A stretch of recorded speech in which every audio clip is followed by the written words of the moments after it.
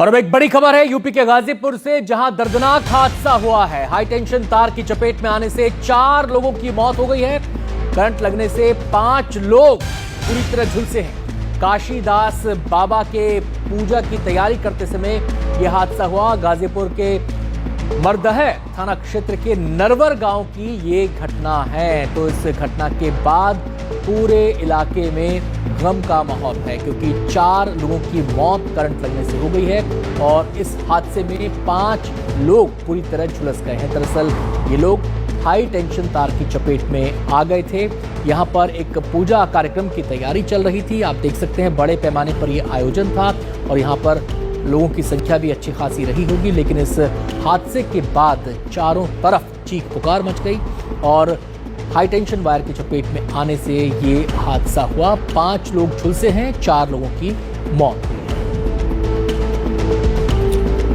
तो ये तस्वीरें उसी जगह की हैं जहां पर ये आयोजन होना था। सीधे हम रुक करेंगे, हमारे संवाददाता रणवीर सिंह हमारे साथ जुड़ गए हैं और जानकारी देने के लिए।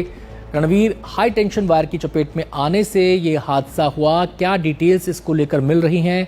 आयोजकों को क्या इस हाई टेंशन वायर का अंदाजा नहीं था? और ये जो आयोजन होते हैं इतने बड़े स्तर पर, इसके लिए परमिशन वगैरह भी लेनी पड़ती है, इस बारे में क्या जानकारी है? देखिए, फिलहाल ये जो काशीदास बाबा हैं, इनकी पूजा की तैयारी चल रही थी।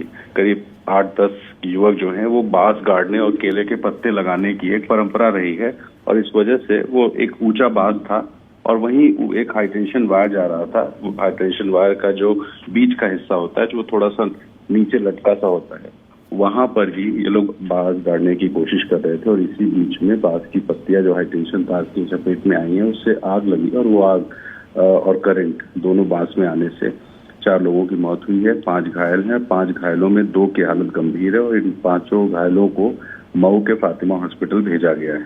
अब रही परमिशन की बात, तो ये हर साल होने वाली पूजा है।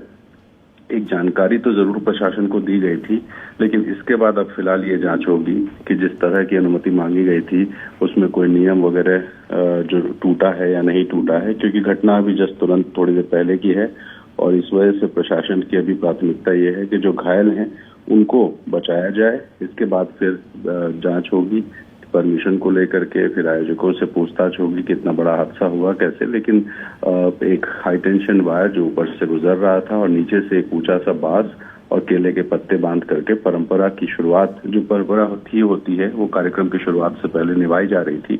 आज सुबह 11 बजे पूजा शुरू होनी थी। यादव समाज इस पूजा को कराता है, लेकिन अब फिलहाल पूजा भी शायद रद्द की जा रही है क्योंकि एक बड़ा हादसा हुआ है और हजारों की भीड़ यहाँ होती है। तो प्रशासन की प्राथमिकता पहले घायलों को बचाने की और उसके बाद जांच पड़ताल करने की कि हादसे के पीछे कोई लापरवाही है या नहीं।